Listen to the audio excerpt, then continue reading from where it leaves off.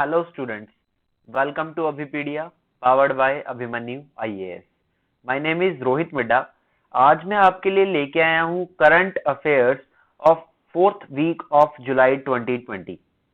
Fourth week of July 2020 के इस current affairs में हम कौन कौन से टॉपिक डिस्कस करने वाले हैं ये मैं आपको बता देता हूँ। तो इसमें हम डिस्कस करेंगे person in news, that is appointment, obituaries, उसके बाद awards and important days, books and authors, summits, reports and उसके अलावा sports venues and sports events जो भी हुए। तो ये कुछ इम्पोर्टेंट टॉपिक आज हम हमारी आज की क्लास में डिस्कस करने वाले हैं। देखिए, चाहे हम बैंकिंग सेक्टर के एग्जाम की बात करें, चाहे मैं एसएससी की बात करूं, चाहे मैं स्टेट गवर्नमेंट एग्जाम की बात करूं, चाहे मैं सेंट्रल गवर्नमेंट के अदर एग्जाम्स की बात करूं, ये जो टॉपिक मैंने अभी आपको बताए हैं, इन टॉपिक्स को लेके क्वेश्चन हर एग्जाम में ही आते हैं। ठीक है। एंड हमारे जो टॉपिक है, जो टॉपिक मैंने बताए हैं, इन टॉपिक्स को हम किस कैटेगरी के अंदर रखते हैं, दैट इज मिसलेनियस। तो that is today's our class of that is miscellaneous GK. तो miscellaneous GK that is of fourth week of July 2020 का करंट अफेयर्स आज हम डिस्कस करने वाले हैं। चलिए बढ़ते हैं हमारी क्लास की तरफ, स्टार्ट करते हैं from the days, important days से आज की क्लास की शुरुआत करते हैं। चलिए, सबसे पहले हमारे पास आता है इंटरनेशनल चेस डे। सबसे पहले हमारे पास आता है international chess day. International chess day कब होता है? 20 जुलाई को, 20th ऑफ जुलाई को हर साल इसको ऑर्गेनाइज किया जाता है। 20 जुलाई को हर साल ऑर्गेनाइज किया जाता है इंटरनेशनल चेस डे। अब चेस के बारे में सबको पता होगा, शतरंज की बात कर रहा हूं मैं, तो शतरंज को लेके यहाँ पे एक दिन ऑर्गेनाइज होता है 20 जुलाई को दुनिया भर में। ये दिन 20 जुलाई को ऑर्गेनाइज क्यों किया जाता है? बिकॉज उस दिन एक बॉडी का फाउंडेशन हुआ था, that is international chess federation. Basically इसको फाइट बोलते हैं। ठीक है, that is international chess federation. International chess federation कब बना था? ये बना था 1924 में, 1924 में बना था इंटरनेशनल चेस फेडरेशन। और इसका हेडक्वार्टर कहाँ पे है? इंटरनेशनल चेस फेडरेशन का हेडक्वार्टर कहाँ पे है? तो इसका हेडक्वार्टर है बच्चों स्विट्जरलैंड में। स्विट्जरलैंड में कहाँ पे है? लॉजेन। लॉजेन स्विट्जरलैंड में इसका हेडक्वार्टर है। लॉजेन स्विट्जरलैंड के अंदर इसका हेडक्वार्टर है, that is international chess federation. International chess federation. तो इंटरनेशनल चेस फेडरेशन फाइट की इनोग्रेशन के कारण इंटरनेशनल चेस डे ऑर्गेनाइज होता है 20 जुलाई को। हर साल हम इसको ऑर्गेनाइज करते हैं। एंड बेसिकली अगर मैं यहाँ पे बात करूँ तो यहाँ पे बात होती है ग्रैंड मास्टर की। यहाँ पे बेसिकली जो पर्सन चेस में चैंपियन जीतता है, चैंपियनशिप जीतता है, उसको बोलते हैं ग्रैंड मास्टर। Grand master. अभी तक इंडिया में 66 ग्रैंड मास्टर हुए हैं, 66। सबसे पहले की अगर मैं बात करूं तो सबसे पहले थे विश्वनाथन अनंत। विश्वनाथन अनंत। एंड अभी 66 जो बने हैं, ये बने हैं तमिलनाडु के जी आकाश। तमिलनाडु के बने हैं जी आकाश। तो ये है 66 ग्रैंड मास्टर ऑफ इंडिया। चलिए आगे बढ़ते हैं। Next national broadcasting day. National broadcasting day. तो नेशनल ब्रॉडकास्टिंग डे कब होता है? नेशनल ब्रॉडकास्टिंग डे होता है 23 जुलाई को, 23rd ऑफ जुलाई को इसको ऑर्गेनाइज करते हैं हम, नेशनल ब्रॉडकास्टिंग डे। तो बेसिकली रेडियो प्रसारण हुआ या फिर जो भी हमारी नेशनल ब्रॉडकास्टिंग होती है, तो रेडियो प्रसारण से लेके ऑल इंडिया रेडियो सबको बेसिकली उसकी उसको फेमस करने के लिए, बेसिकली उसको प्रमोट करने के लिए यहाँ पे एक दिन हम ऑर्गेनाइज करते हैं, that is national broadcasting day, 23 July. Next, very important, Kargil Vijay Diwas. Kargil Vijay दिवस। तो कारगिल की लड़ाई सबको याद होगी, कारगिल की लड़ाई सबको पता होगी। कारगिल की लड़ाई that is 1999, India Pakistan. India Pakistan के बीच में कारगिल की लड़ाई हुई थी। कहाँ पे? दैट इज प्रेजेंटली बात करूँ तो लद्दाख। ठीक है, अदरवाइज जे.एंड.के में इंडिया और पाकिस्तान के बीच में लड़ाई हुई थी। 26 जुलाई 1999 को हमने इस वॉर को एंड किया था। भारत ने एक ऑपरेशन चलाया हुआ था, दैट इज ऑपरेशन विजय। तो बेसिकली इसके बारे में पूछ लिया जाता है, operation Vijay is related to what? That is Kargil war. Kargil से रिलेटेड है ये। एंड कारगिल की लड़ाई कब हुई थी? 1999 में हुई थी। कौन कौन से देश के बीच में हुई? इंडिया और पाकिस्तान। और कब इसको अंत किया गया? That is 26 July 1999। एंड उस दिन हम ऑर्गेनाइज करते हैं क्या? Kargil Vijay Diwas. Kargil Vijay Diwas, very important. Next, world hepatitis day. World hepatitis day. World hepatitis day organise किया जाता है 28 जुलाई को। 28 जुलाई को दुनिया भर में इसको ऑर्गेनाइज किया जाता है। तो हेपेटाइटिस बच्चों क्या होता है? हेपेटाइटिस होता है एक liver inflammation, liver disease we can called. Liver में इन्फेक्शन हो जाना, लीवर की स्वेलिंग हो जाना, ठीक है। हेपेटाइटिस बहुत टाइप का होता है, A B C D, and the most common types of hepatitis that they are hepatitis B and hepatitis C. These are very common types of hepatitis. तो hepatitis B we can called, जब हम बोलते हैं काला पीलिया, अगर मैं हिंदी में बोलूं तो पीलिया की बात करते हैं हम, तो काला पीलिया जैसे हम बोल देते हैं, तो हेपेटाइटिस बी की बात कर रहे हैं। तो हेपेटाइटिस बी और सी ये बहुत कॉमन टाइप्स होती है हेपेटाइटिस की। तो लिवर की अगर मैं बात करूं, तो लिवर की इन्फ्लेमेशन से दुनिया भर में लाखों मौतें होती हैं हर वर्ष, हर साल। तो इसकी अवेयरनेस के लिए, इसकी रोकथाम के लिए हम एक दिन ऑर्गेनाइज करते हैं 28 जुलाई, 28 जुलाई। एंड इस बार इसका थीम क्या रहा? Find the missing millions, find the missing millions, very important. तो बेसिकली जो लोग इसकी, बेसिकली जिनको डिसीज हो चुका है या फिर जो इसकी तरफ बढ़ रहे हैं, उनको बचाने के लिए हम ये डे ऑर्गेनाइज करते हैं। टबाकू की रोकथाम हो, ऐसे सारे स्टेप हम यहाँ पे करते हैं। तो the theme is find the missing millions and we have a target that is 2030। पूरी दुनिया में से हेपेटाइटिस को एलिमिनेट करने का, कम करने का, डिक्रीज करने का हमारा एक टारगेट है, दैट इज 2030। 2030 तक हमें ये करना है। World nature conservation day, world nature conservation day. तो नेचर की कंजर्वेशन के लिए हम ये डे ऑर्गेनाइज करते हैं। नेचर, पर्यावरण की कंजर्वेशन के लिए, पर्यावरण की रक्षा के लिए हम एक दिन ऑर्गेनाइज करते हैं हर साल 28 जुलाई। 28 जुलाई, 28 जुलाई को 2 दिन हो गए, दोनों ही बहुत इंपॉर्टेंट है। एक था वर्ल्ड हेपेटाइटिस डे, एक है world nature conservation day. Next, again very important, 29 July international tiger day. International tiger day बहुत ही इंपॉर्टेंट है। ये इंटरनेशनल टाइगर डे कब होता है? इंटरनेशनल टाइगर डे होता है 29 जुलाई को। इसको ग्लोबल टाइगर डे भी बोला जाता है, इसको ग्लोबल टाइगर डे भी हम बोलते हैं। कब होता है ये होता है 29 जुलाई को। 29 जुलाई को पूरी दुनिया में ऑर्गेनाइज करते हैं हम, ठीक है, टाइगर को लेके। तो देखिए, टाइगर की अगर मैं बात करूं, भारत की बात करते हैं, अपने ही देश की बात करते हैं, तो इंडिया की अगर मैं बात करूं, तो दुनिया भर में जितने भी टाइगर हैं उसका 70% भारत में ही है, उसका 70% भारत में ही पाया जाता है। एंड अभी अभी इस साल जब 29 जुलाई को दुनिया भर में टाइगर डे मनाया गया, तो हमारा जो एनवायरमेंट मिनिस्ट्री है उसने एक रिपोर्ट पब्लिश की, that is the tiger population report, और that is based on the 2018। तो एक टारगेट था दुनिया भर में, क्या, 2022 तक टाइगर की पॉपुलेशन को डबल करने का। तो इंडिया अपना टारगेट पहले ही अचीव कर चुका है, इंडिया ऑलरेडी अपना टारगेट अचीव कर चुका है। तो भारत के अंदर कितने टाइगर हैं अभी?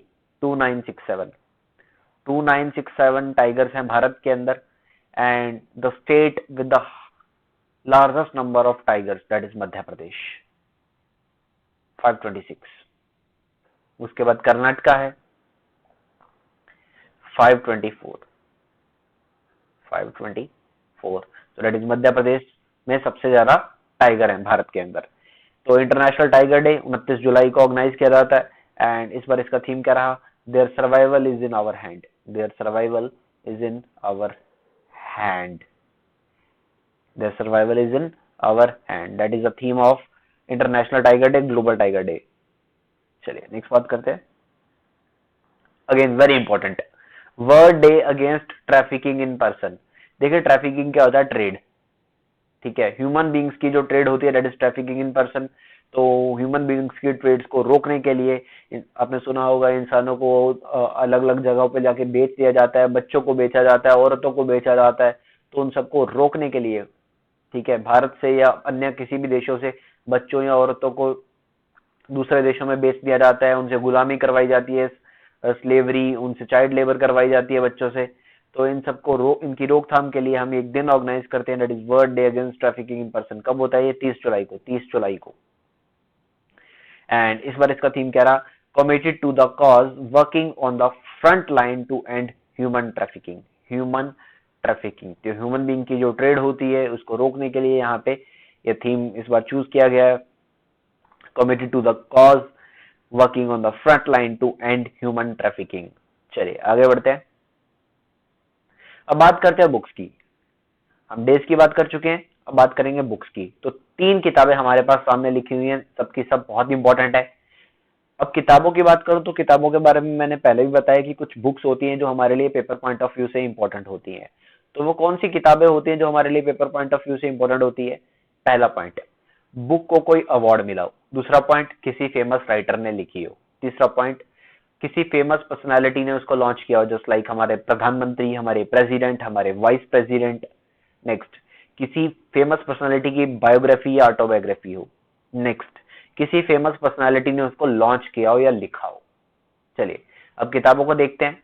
सबसे पहली किताब हमारे पास जो है the end game, the end game.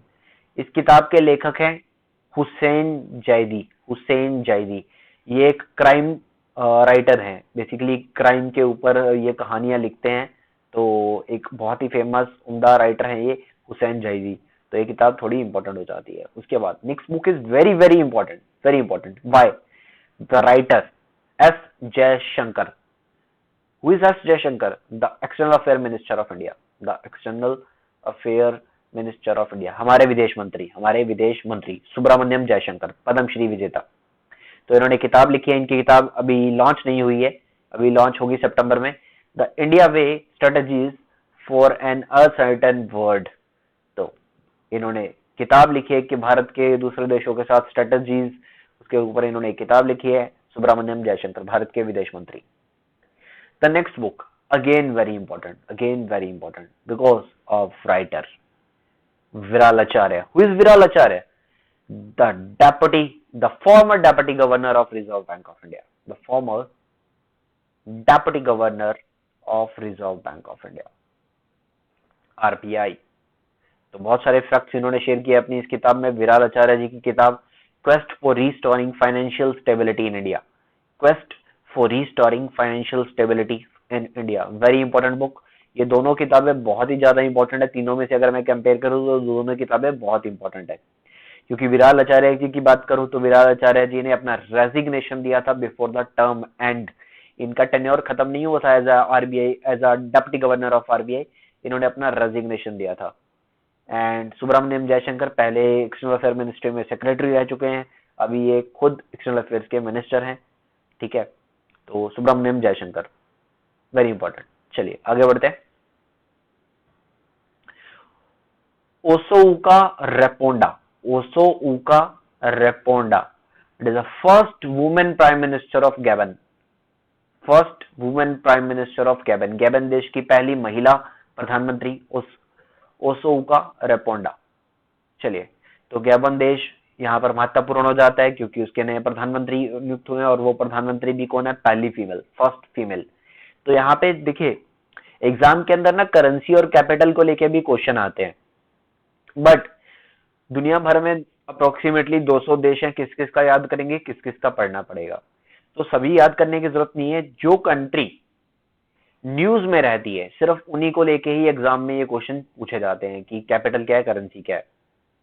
तो गैबन न्यूज में रहा क्योंकि गैबन के पहली महिला प्रधानमंत्री नियुक्त हुई है। हालांकि ये क्वेश्चन भी एग्जाम में आ सकता है कि पहली महिला पीएम कौन है, बट ये अगर ना पूछा गया तो ये भी पूछा जा सकता है कि इसकी कैपिटल क्या है, इसकी करेंसी क्या है। तो गैबन की कैपिटल है लिब्रेविले एंड करेंसी चलती है यहाँ पर central African franc, CFA franc. चले आगे बढ़ते हैं। Mahdi Mohammed Guled, Mahdi Mohammed Guled, the temporary prime minister of Somalia. देखिए इंटरिम वर्ड यूज हुआ है यहाँ पे। इंटरिम का मतलब होता है टेम्परेरी, इंटरिम का मतलब क्या होता है? टेम्परेरी। तो temporary prime minister of Somalia, Somalia देश अफ्रीका का देश है सोमालिया। तो इस अफ्रीकन कंट्री के टेम्परेरी प्राइम मिनिस्टर नियुक्त हुए हैं महदी मोहम्मद गुलेद। सोमालिया की अगर मैं बात करूं, सोमालिया की अगर मैं बात करूं, सोमालिया की कैपिटल, सोमालिया की कैपिटल क्या है? सोमालिया की कैपिटल है Mogadishu, Mogadishu, it is the capital of Somalia. And Somalia में करेंसी क्या चलती है? अगर मैं करेंसी की बात करूं तो डेट इज बेसिकली यहाँ पे यूएस डॉलर भी चलता है, ठीक है, एंड या फिर चलता है सॉरी सोमालियन शिलिंग, शिलिंग चलता है यहाँ पे। तो very important, Mahdi Mohammed Guled, interim prime minister of Somalia. Capital is Mogadishu. Currency is USD, that is US dollar and shilling. Next. Haichem Mechichi, Haichem Mechichi, that is the new prime minister of Tunisia.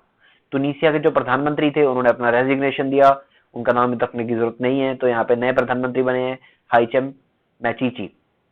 तो यहाँ पे बात करते हैं तुनिसिया की capital की। तुनिसिया की capital है तुनिस, तुनिस। एंड करेंसी यहाँ पे चलती है दिनार, दिनार, वेरी इंपॉर्टेंट। चलिए आगे बढ़ते हैं। करूर व्यास बैंक, करूर व्यास बैंक के नए managing director and chief executive officer Ramesh Babu Boddu, Ramesh Babu Boddu, very important. If you are going for bank exam, that is most important, and if you are going for other exam, then it is also important, क्योंकि SSC हो या centre या state government के exam हो, उसमें भी banks को लेके क्वेश्चन आते ही हैं।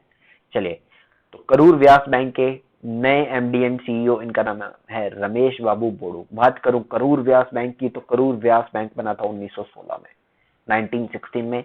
इसका हेडक्वार्टर है करूर में ही। करूर व्यास बैंक का हेडक्वार्टर करूर ही है। करूर कहाँ है बच्चों? तमिलनाडु में, तमिलनाडु के अंदर। तो very important, headquarter is very important, क्योंकि एग्जाम में हेडक्वार्टर को लेके क्वेश्चन आते हैं। चलिए आगे बढ़ते हैं। SBI cards, SBI card is the subsidiary of state bank of India. ये स्टेट बैंक ऑफ इंडिया की सब्सिडरी है एसबीआई कार्ड। बेसिकली आपने सुना होगा एसबीआई के जो क्रेडिट कार्ड आते हैं, एसबीआई के क्रेडिट कार्ड को इशू करने वाली अलग से एक कंपनी है एसबीआई कार्ड्स। अगर आपके पास एसबीआई का अकाउंट ना भी हो तब भी आप एसबीआई कार्ड ले सकते हो, एसबीआई का क्रेडिट कार्ड, क्योंकि एसबीआई कार्ड इशू करने वाली अलग कंपनी है SBI cards.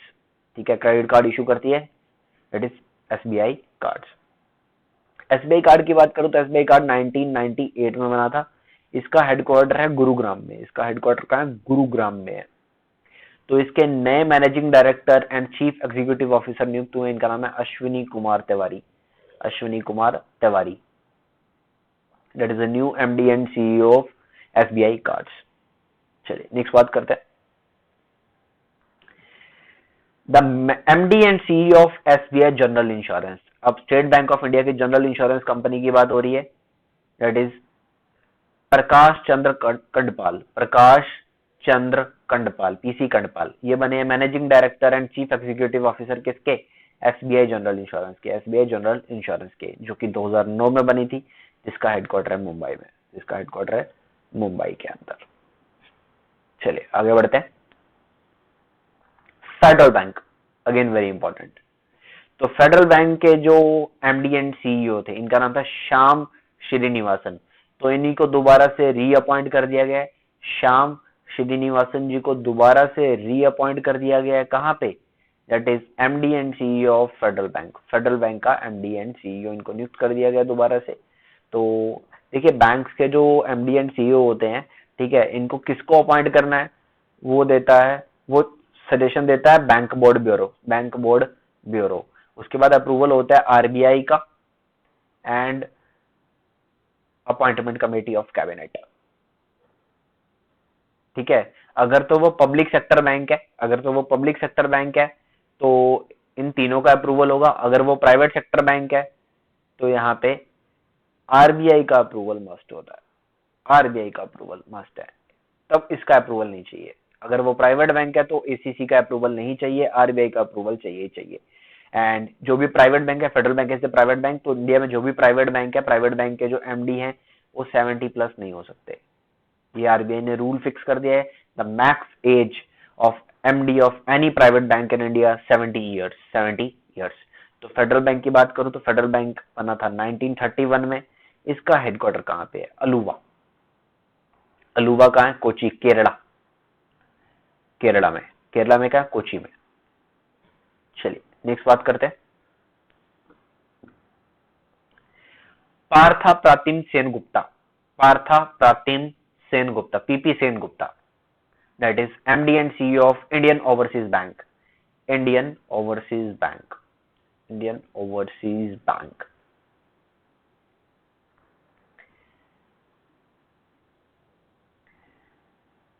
Indian Overseas Bank की अगर मैं बात करूं तो इंडियन ओवरसीज बैंक बना था 1937 में, 1937 में। इसका हेडक्वार्टर है चेन्नई में, चेन्नई तमिलनाडु के अंदर।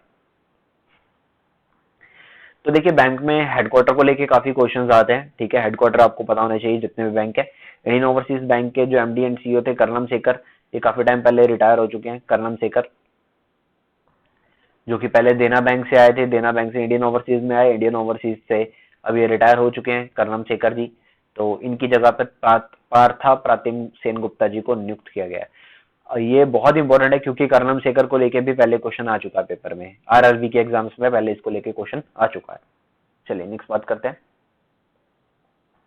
नवीन तहलियानी, इनको एमडी एंड सीईओ नियुक्त किया गया है टाटा एआईआई लाइफ इंश्योरेंस कंपनी का। टाटा एआईआई लाइफ इंश्योरेंस कंपनी जो कि इन द ईयर 2000 में बनी थी, इसका हेडक्वार्टर मुंबई में ही है, इसका हेडक्वार्टर मुंबई में ही है।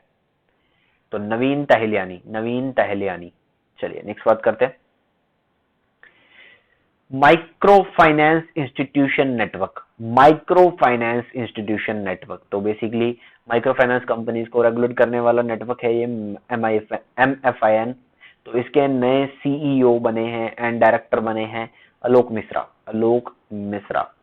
तो MIFN की बात करूं तो 2009 में बना था MIFN एंड इसका हेडक्वार्टर है गुरुग्राम में, गुरुग्राम में। नेक्स्ट बात करते हैं।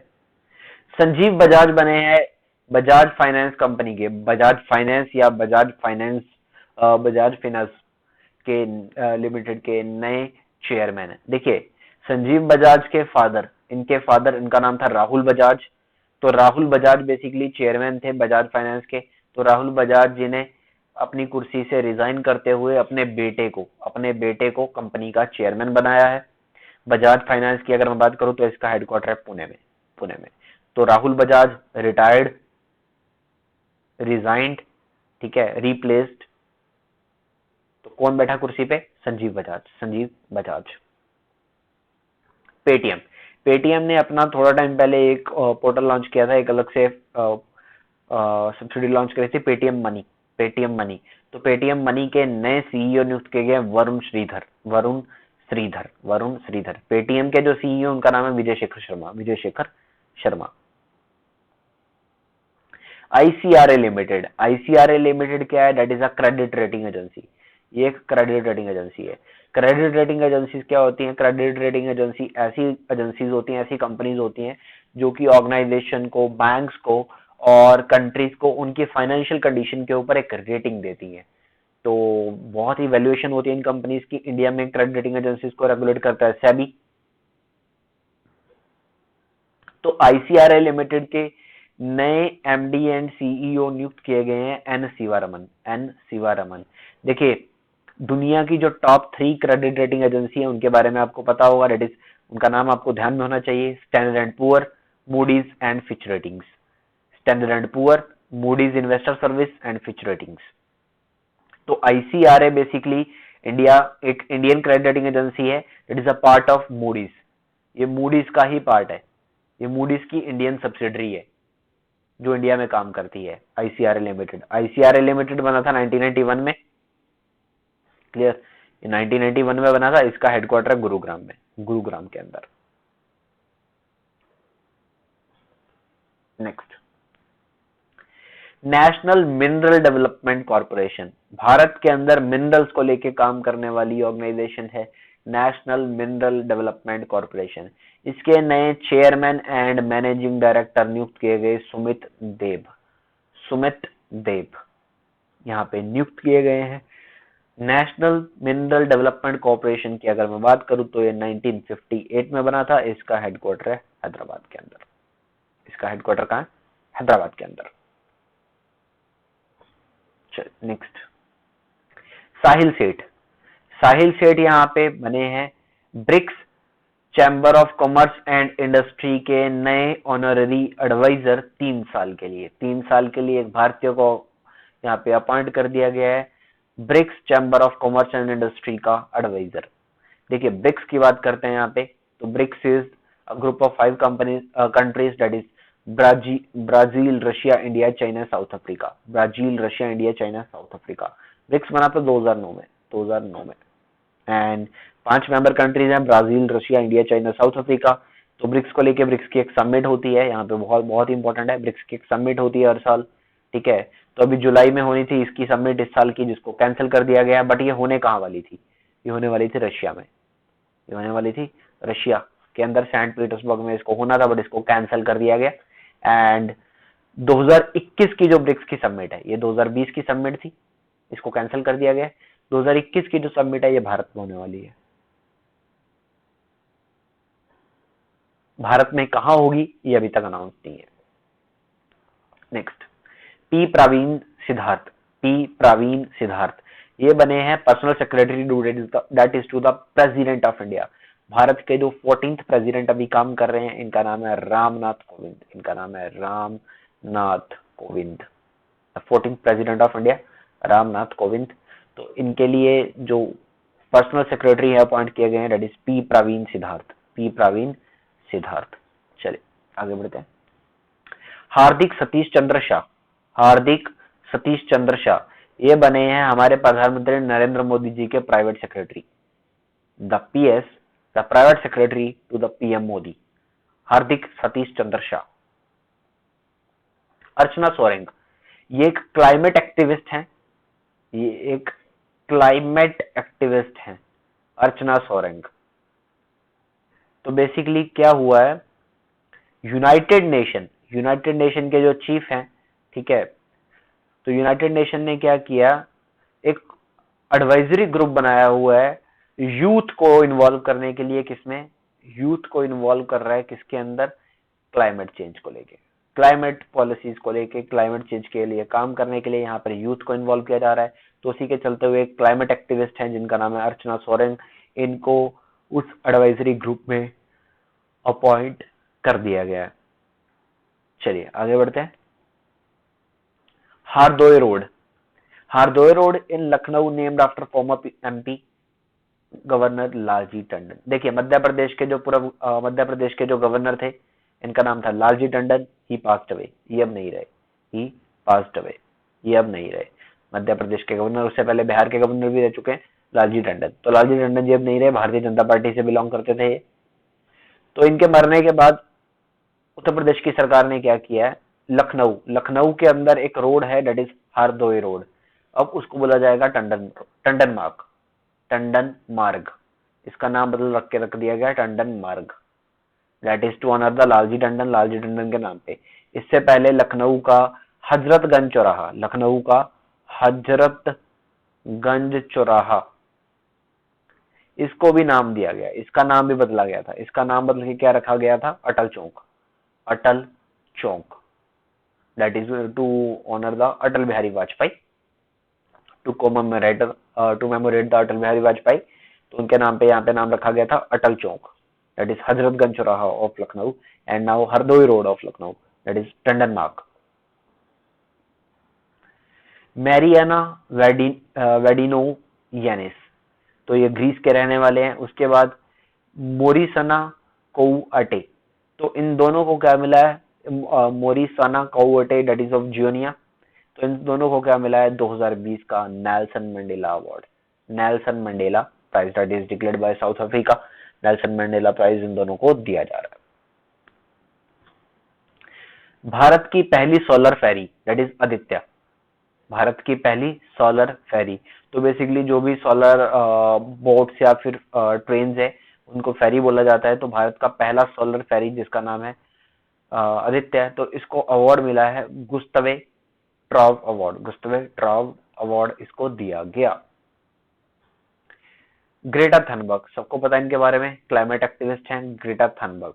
तो इनको मिला है गुलबेनकेन प्राइज ह्यूमैनिटी के लिए, इनके अच्छे कामों के लिए, इनकी ह्यूमैनिटी के लिए ग्रेटा थनबर्ग को दिया गया क्या? Gulbenkian prize. इसमें 1 मिलियन यूरोस का अवार्ड मिलता है।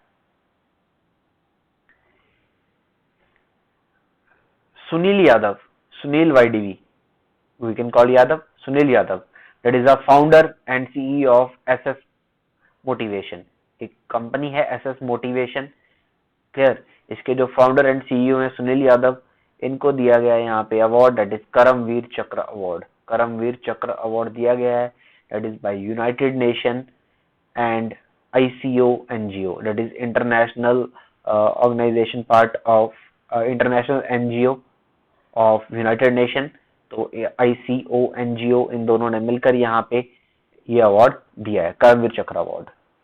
नेक्स्ट, काला नारायण समी, इनको बेसिकली सिंगापुर के अंदर यहाँ पे प्रेसिडेंट अवार्ड से सम्मानित किया गया। इनको सिंगापुर के अंदर प्रेसिडेंट अवार्ड से सम्मानित किया गया काला नारायण सैमी। नेक्स्ट, हमारा जो मिनिस्ट्री ऑफ अर्थ साइंस है, इसके जो मिनिस्टर है इनका नाम है डॉक्टर हर्षवर्धन। तो मिनिस्ट्री ऑफ अर्थ साइंस ने यहाँ पर डिक्लेयर किए हैं अपने national award, that is for the excellence in the earth science system. Earth system science के लिए national award ministry of earth science ने डिक्लेयर किए हैं। तो सबसे पहले बात करेंगे लाइफ टाइम एक्सीलेंस अवार्ड की। तो लाइफ टाइम एक्सीलेंस अवार्ड मिला अशोक साहनी जी को, प्रोफेसर अशोक साहनी। उसके बाद बात करूं national award for ocean science and technology, that is doctor VSS Sharma and doctor M Ravichandran, दो लोगों को अवार्ड मिला है। Next is national award for atmospheric science and tech, doctor S Suresh Babu. Next, national award for geo science and technology, ये मिला है NV Chalapati Rao को। उसके बाद national award for ocean technology doctor MA Atmanand. उसके बाद Annamani award for women scientist, that is doctor Lidita DS Khandeparkar. Young researchers award ये दो लोगों को मिला है, doctor Indra Shekhar Sen and doctor Arvind Singh. तो ये थे मिनिस्ट्री ऑफ अर्थ साइंस के अवार्ड। चलिए नेक्स्ट बात करते हैं। भारत सरकार ने स्पोर्ट्स कमेटी बनाई है नेशनल स्पोर्ट्स अवार्ड 2020 के लिए। देखिए नेशनल स्पोर्ट्स अवार्ड हर साल दिए जाते हैं, स्पोर्ट्स अवार्ड हर साल मिलते हैं। कब मिलता है? 29 अगस्त को, 29 अगस्त, क्योंकि 29 अगस्त को भारत में होता है sports day, national sports day. तो तब दिए जाते हैं sports award, that is Arjun award, Dhyanchand award, Dronacharya award, ये सब दिए जाते हैं। तो इसके लिए हर साल एक कमेटी बनाई जाती है। तो इस बार जो कमेटी बनाई गई उसके जो हेड है इनका नाम है जस्टिस मुकुंदकम शर्मा। चलिए आगे बढ़ते हैं। स्पोर्ट्स की बात कर रहे हैं तो सबसे पहले बात करेंगे जॉर्डन हेंडरसन की। तो इनको मिला है footballer of the year award, 2020 का footballer of the year award इनको मिला है Jordan Henderson, that is of Liverpool के लिए खेलते हैं। उसके बाद जेमी वार्डी को क्या मिला? Golden boot award. उसके बाद Anderson, that is a Brazilian keeper, तो इनको मिला गोल्डन ग्लव अवार्ड। तो golden glove award Anderson and golden boot award Jamie Vardy. Lewis Hamilton ने जीता है हंगरियन ग्रैंड प्रिक्स। तो मोस्टली काफी गेम्स ये जीतते हैं। ग्रैंड प्रिक्स यहाँ पे बात होती है फॉर्मूला 1 कार रेसिंग की बात यहाँ पे होती है। तो ल्यूइस हैमिल्टन ये कौन सी गाड़ी चलाते हैं? मर्सिडीज की गाड़ी चलाते हैं। ब्रिटेन के रहने वाले हैं ये और मर्सिडीज की गाड़ी चलाते हैं। उसके बाद श्रीपल्ली विराट कोहली, तो इन्होंने इंटरनेशनल क्रिकेट से अपना रेजिग्नेशन दे दिया। बहुत ही बेहतरीन ये बॉलर और बेसिकली ऑलराउंडर है। किसके, कौन से देश से? श्रीलंका। चलिए नेक्स्ट, रियल मैड्रिड ने जीत लिया क्या? 34th La Liga football title जीता किसने? रियल मैड्रिड क्लब ने। नेक्स्ट, स्पोर्ट्स की फर्दर बात करें तो very important part that is fourth Khelo India youth games. ये कहाँ होने वाली है? हरियाणा में। तो वेन्यू को लेके क्वेश्चन आते ही आते हैं। तो फोर्थ खेलो इंडिया यूथ गेम्स हरियाणा में होने वाली है, हरियाणा में ऑर्गेनाइज की रहेगी fourth Khelo India youth games and Haryana में होने वाली है। ये कब होगी? ये 2021 में होने वाली है, after the Tokyo Olympic games. उसके बाद इंटरनेशनल क्रिकेट काउंसिल ने पोस्टपोन कर दिया है 2020 में होने वाला T20 वर्ल्ड कप। कब होगा? 2022 में।